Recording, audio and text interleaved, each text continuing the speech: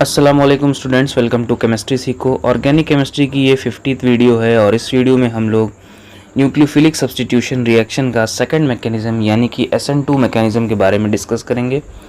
Last video में हम लोगों ने पढ़ा था SN1 मैकेनिज्म के बारे में, जहां हमने देखा था कि वो कैसे दो स्टेप में कार्बोकैटायन बनता है, देन उसके बाद न्यूक्लियोफाइल उससे जाके जुड़ती है और दो तरह के प्रोडक्ट बनने के चांसेस होती हैं, जिसमें एक हम लोग रिटेंशन प्रोडक्ट देखते हैं और दूसरा हम लोग इन्वर्जन प्रोडक्ट देखते हैं।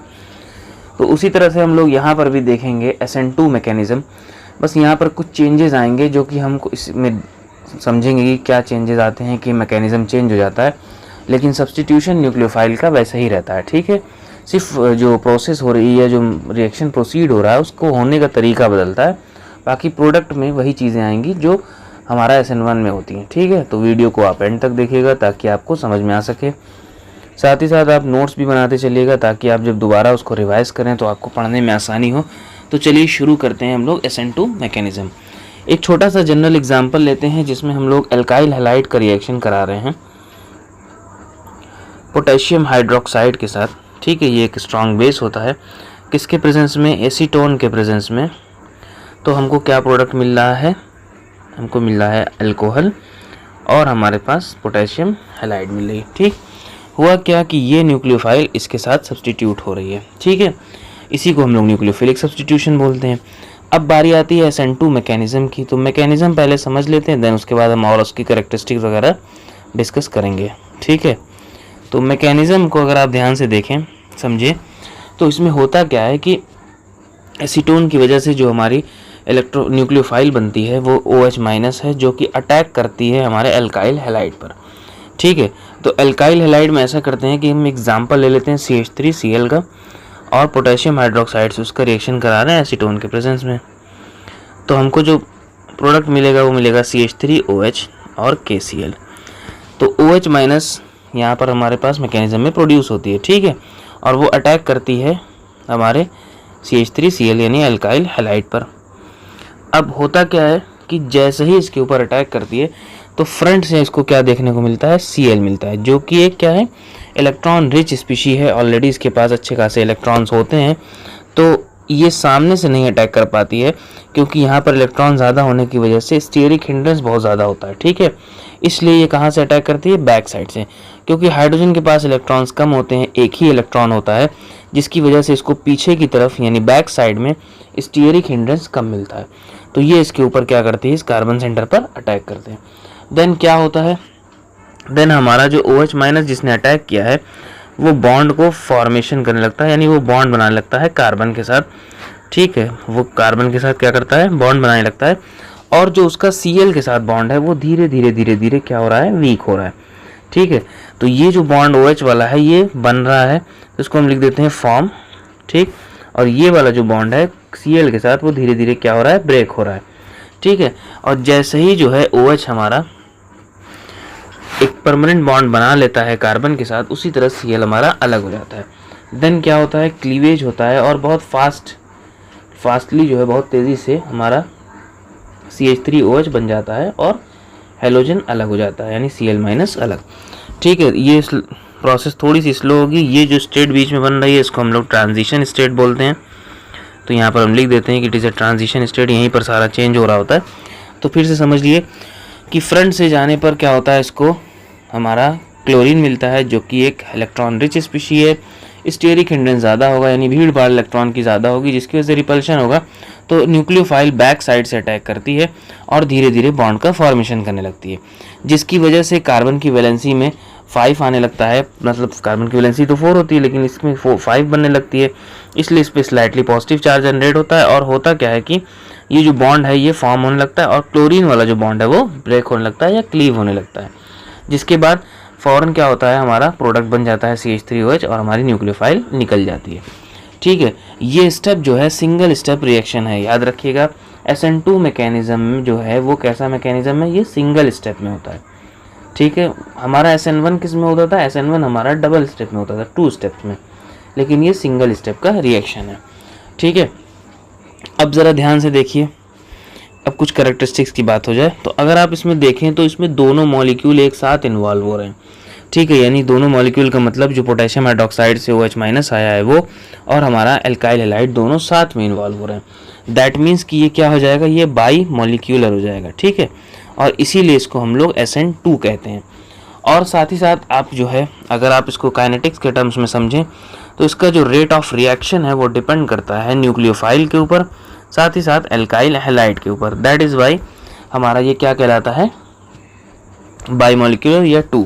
अब इस पे ऑर्डर देखेंगे तो ये सेकंड ऑर्डर काइनेटिक्स को फॉलो करता है, और जब चीज़ सेकंड ऑर्डर काइनेटिक्स को फॉलो कर रही है इसीलिए हम लोग 2 लिखते हैं।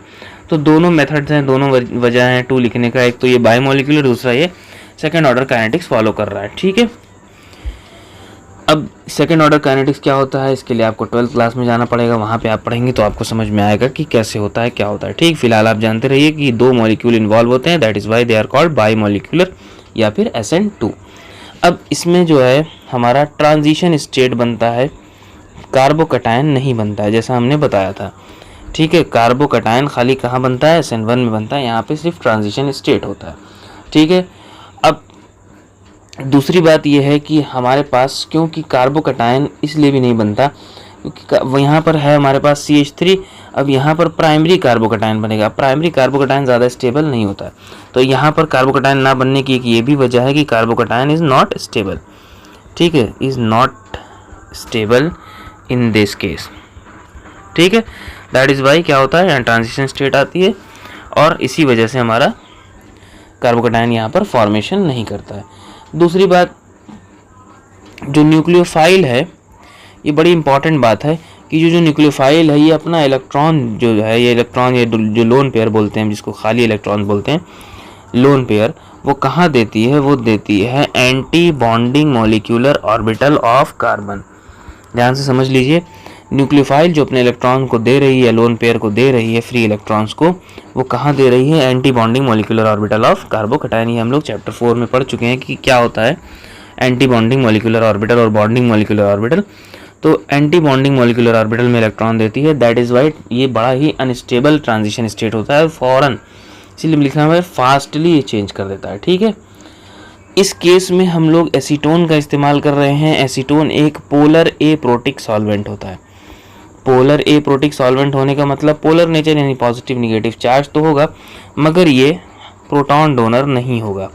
ठीक है, इसीलिए यहाँ पर जो एसीटोन होता है वो पोलर तो होता है मगर एप्रोटिक होता है, ये प्रोटॉन नहीं दे सकता, हम लोग इसका इस्तेमाल करते हैं। इसके अलावा हम लोग DMSO का भी इस्तेमाल करते हैं, साथ ही साथ DMF का भी इस्तेमाल करते हैं। DMSO का मतलब होता है डाई मिथाइल सल्फोनिल ऑक्साइड। ठीक है, तो हमारे पास क्या होगा, इसको बना देते हैं structure CH3S double bond O CH3। इसी तरह DMF क्या है, डाई मिथाइल फॉर्माइड है, जिसमें क्या होता है CH3N, CH3 नाइट्रोजन से जुड़े हुए होते हैं और इस नाइट्रोजन से CHO लगा हुआ होता है। ये हो गया हमारा DMF और ये हो गया हमारा DMSO। ठीक है, ये सारे के सारे क्या हैं, ये तीनों पोलर प्रोटिक के एग्जाम्पल हैं, पोलर एप्रोटिक के एग्जाम्पल हैं। इनमें एसीटोन का ज़्यादा हमको यूज़ देखने को मिलेगा, तो याद रखिएगा जहाँ पोलर एप्रोटिक सॉल्वेंट प्रेजेंट होगा वहाँ पर हमको SN2 मैकेनिज्म ऑब्जर्व होगा या होगा। ठीक है, अगली कैरेक्टरिस्टिक्स जो है इसकी ये बड़ी इंपॉर्टेंट है, स्टीरियोकेमिस्ट्री। जैसा हमने बताया था लास्ट वीडियो में या लास्ट मैकेनिज्म में कि SN1 की स्टीरियोकेमिस्ट्री में हम 2 तरह के प्रोडक्ट को देखते हैं, एक हमारा रिटेंशन प्रोडक्ट और एक हमारा इन्वर्जन प्रोडक्ट। तो इसके मैकेनिज्म को अगर आप ध्यान से देखें तो यहाँ पर हमारे पास बैक साइड अटैक हो रहा है। ठीक है, फ्रंट से अटैक होना पॉसिबल नहीं है, इसलिए रिटेंशन प्रोडक्ट नहीं बनेगा, क्योंकि रिटेंशन प्रोडक्ट वहीं बनता है जहाँ से निकले वहीं आकर न्यूक्लियोफाइल एक्सचेंज हो या सब्सटीट्यूट हो। तो ऐसे केस में यहाँ पर नहीं आ सकता, इसलिए हमको इसकी स्टीरियोकेमिस्ट्री में क्या देखने को मिलेगा कि यहाँ पर हमेशा इन्वर्जन प्रोडक्ट का फॉर्मेशन होता है। ठीक है, किसका प्रोडक्ट का, इन्वर्जन प्रोडक्ट का, यानी हमेशा बैक साइड से आके लगेगा। ठीक है, नेक्स्ट ये बात है कि ये लो टेम्परेचर पे होता है। लो टेम्परेचर का मतलब अराउंड 10 डिग्री सेल्सियस के आसपास ये होता है, यानी वो ठंडे पे होता है। ठीक है, और हाईली एक्सोथर्मिक होता है, या बेसिकली हम सिर्फ एक्सोथर्मिक लिखते हैं, मतलब इसमें से हीट निकलती है बहुत ज़्यादा। जैसा SN1 भी तो हमारा एक्सोथर्मिक नेचर का था, वो थोड़ा सा हायर टेम्परेचर पे होता है, मतलब वहाँ पर भी हमने लो टेम्परेचर पढ़ा था। लो टेम्परेचर का वहाँ मतलब कि नॉर्मल टेम्परेचर जैसे 30, 40, 35 इसका, और यहाँ का लो टेम्परेचर का मतलब बिलो 10। ठीक है, 10 के आसपास। तो काफ़ी ज़्यादा ठंडा। तो यहाँ पर ये सारी बातें इंपॉर्टेंट होती हैं, जिसमें सिंगल स्टेप होता है। दूसरा इसका रेट जो है न्यूक्लियोफाइल और एल्काइल हैलाइड दोनों के कंसंट्रेशन पर डिपेंड करता है। साथ ही साथ पोलर एप्रोटिक सॉल्वेंट के प्रेजेंस में ही ये होगा, लो टेम्परेचर पे होगा, इन्वर्जन प्रोडक्ट ही बनेगा। ठीक है, अब बारी आती है हमारी कि ये किन फैक्टर्स पर डिपेंड करता है। तो जैसे हम लोग पहले भी पढ़ा रखा था SN2 SN1 के लिए कि किन फैक्टर्स पे, उसी तरह यहाँ पर भी हम फैक्टर्स देख लेते हैं किस पर SN2 डिपेंड करता है। तो सबसे पहला ही हमारा आ जाता है क्या, nature of alkyl halide. Nature of alkyl halide, जितना कम स्टीयरिक हिंड्रेंस होगा उतना ही ज़्यादा वो SN2 की तरफ भागेगा। यानी कि 3 डिग्री में एकदम ना के बराबर देखने को मिलेगा, उससे ज़्यादा 2 डिग्री में, सबसे 1 डिग्री देन सबसे ज़्यादा हमको मिथाइल वाले पार्ट में देखने को मिलेगा। ठीक है, याद रखिएगा SN2 जो होता है वो समझ लीजिए कि फॉलो करता है लीस्ट स्टीयरिक हिंड्रेंस। जितना कम भीड़ भाड़ दिखेगी इलेक्ट्रॉन की, उतना ज़्यादा चांसेस होते हैं इसके होने के। ठीक है, नेक्स्ट जो फैक्टर हमारा है वो ट्रांजिशन स्टेट की स्टेबिलिटी के ऊपर भी है। ठीक है, तो यहाँ पर हम लिख लेते हैं क्या कि stability of transition state, short में लिख लेते हैं TS। TS का मतलब है ट्रांजिशन स्टेट। तो अगर हमारे पास देखिए एक तरफ से न्यूक्लियोफाइल लगी हुई है, एक ऑलरेडी हमारे पास ग्रुप लगा हुआ है, ये हमारा कार्बन है जिस पे स्लाइटली पॉजिटिव चार्ज है, इधर भी स्लाइटली निगेटिव है, इधर तो निगेटिव होता ही है। अगर जितना ज़्यादा स्टेबल हमारी ट्रांजिशन स्टेट बनेगी उतना ही ज़्यादा हमारा SN2 होगा। कैसे पहचानेंगे, ये जो कार्बन है इससे जो ग्रुप लगा हुआ है ये इलेक्ट्रॉन विथ ड्रॉइंग ग्रुप होना चाहिए या -I इफेक्ट होने वाला ग्रुप होगा। तो हमारा क्या हो जाएगा, जितना better EWG group electron with drawing group होगा उतना ही ज़्यादा ये स्टेबल ट्रांजिशन स्टेट बनेगी और उतना ही ज़्यादा हमारा SN2 मैकेनिज्म होता है। ठीक है, तीसरी बात है concentration of nucleophile. Concentration of nucleophile, देखिए हमने पढ़ा कि जो रेट ऑफ रिएक्शन है SN2 के केस में वो डिपेंड कर रहा है न्यूक्लियोफाइल के ऊपर भी, साथ ही साथ एल्काइल हैलाइड के कंसंट्रेशन के ऊपर भी। तो इससे साफ पता चलता है कि रेट ऑफ रिएक्शन बढ़ जाएगा तब जब न्यूक्लियोफाइल की कंसंट्रेशन क्या हो, ज़्यादा हो। मतलब हम न्यूक्लियोफाइल का कंसंट्रेशन बहुत ज़्यादा लेंगे तो हमारा रेट बढ़ जाएगा। रेट बढ़ने का मतलब कि SN2 रिएक्शन ज़्यादा होगा, यानी न्यूक्लियोफाइल की कंसंट्रेशन ज़्यादा होने पर SN2 मैकेनिज्म फॉलो होने के चांसेस बहुत ज़्यादा हो जाते हैं। ठीक है, इसके अलावा जो हमने पढ़ चुका है ऑलरेडी वो ये कि पोलर एप्रोटिक सॉल्वेंट होना चाहिए। पोलर एप्रोटिक सॉल्वेंट होना चाहिए, तभी ये रिएक्शन प्रोसीड आउट होगा। ठीक है, तो ये थे हमारे फैक्टर्स। आइए इनके कुछ एग्जांपल्स भी देख लेते हैं ताकि हमारे पास और बातें क्लियर हो जाएं। जैसे एक छोटा सा एग्जांपल हम लोग लेते हैं CH3Br का। ठीक है, सपोज करते हैं इसका रिएक्शन हम पोटेशियम हाइड्रोक्साइड पे करा रहे हैं, मान लीजिए 10 डिग्री सेल्सियस के अराउंड हो रहा है। तो हमको क्या प्रोडक्ट मिलेगा, CH3OH और KBr। ठीक है, अच्छा अब बताइए कि हमारे पास CH3C CH3 और यहाँ पर Br लगा हुआ है। ठीक है, वाटर से रिएक्शन हो रहा है, टेम्परेचर लो मान लेते हैं, लो टेम्परेचर है। अब यहाँ पर प्रोडक्ट क्या बनेगा, तो अब यहाँ पर लो टेम्परेचर प्रोडक्ट है और वाटर है।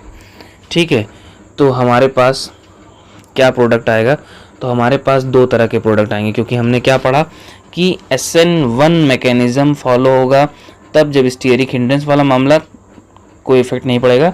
SN2 मैकेनिज्म तभी फॉलो होता है जब लीस्ट स्टीयरिंग हिंड्रेंस होती है। अब यहाँ पर ये 3 डिग्री का 3 डिग्री का कंपाउंड है, तो स्टीयरिक हिंड्रेंस ज़्यादा है, इसके भी इलेक्ट्रॉन्स होंगे, इसके भी इलेक्ट्रॉन्स होंगे, इसके भी होंगे। ठीक है, जिसकी वजह से बैक साइड अटैक पॉसिबल नहीं है। तो ये ऑब्वियस रीज़न है कि यहाँ पर हमको कैसा प्रोडक्ट देखने को मिलेगा, यहाँ पर हमको जो प्रोडक्ट देखने को मिलेगा वो SN1 मैकेनिज्म के अकॉर्डिंग मिलेगा और हमको एक रिटेंशन प्रोडक्ट मिलेगा और एक इन्वर्जन प्रोडक्ट देखने को मिलेगा। ठीक है, तो ये हमारा, इसको हम लोग रिटेंशन प्रोडक्ट मान लेते हैं, इसको इन्वर्जन प्रोडक्ट मान लेते हैं और दोनों मिला के हमारे पास क्या बन जाएंगे, रेसिमिक मिक्सचर बन जाएंगे। तो बेसिकली समझना ये है कि हमको देखना पड़ेगा क्या जो एल्काइल हैलाइड है वो कैसी है, 1 डिग्री 2 डिग्री 3 डिग्री, और साथ ही साथ देखना पड़ेगा कि सॉल्वेंट है कि नहीं है या फिर टेम्परेचर है कि नहीं है। ठीक है, इन सब का ख्याल रखते हुए आपको इसके आंसर्स देने होंगे कि किस मैकेनिज्म ये फॉलो करेगा। तो इस वीडियो में बस इतना ही। उम्मीद करते हैं कि आपको SN2 मैकेनिज्म सही से समझ में आया होगा।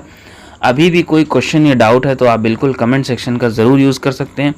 नेक्स्ट वीडियो में हम लोग दूसरे और रिएक्शंस के बारे में पढ़ेंगे, जैसे एडिशन रिएक्शन को स्टार्ट करेंगे। तब तक के लिए आप पढ़ाई करते रहें। Thank you.